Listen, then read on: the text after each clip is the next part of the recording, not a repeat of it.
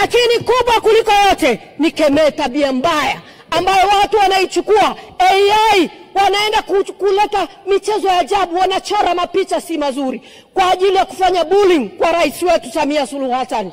Kama mjumbe wa kamati ya ulinzi na usalama, ninakataa na nanyekemea kitendo hiki kwa sababu hakikubaliki.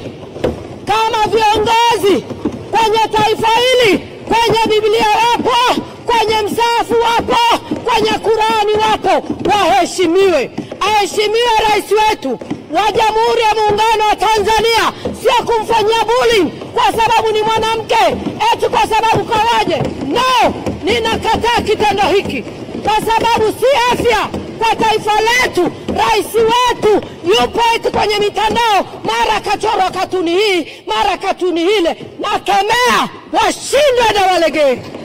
Kwa kuwa sisi ni wanawake, hatuwezi haturuhusu tukio hili liendelee tena. Wasijenge mazoea, wakome.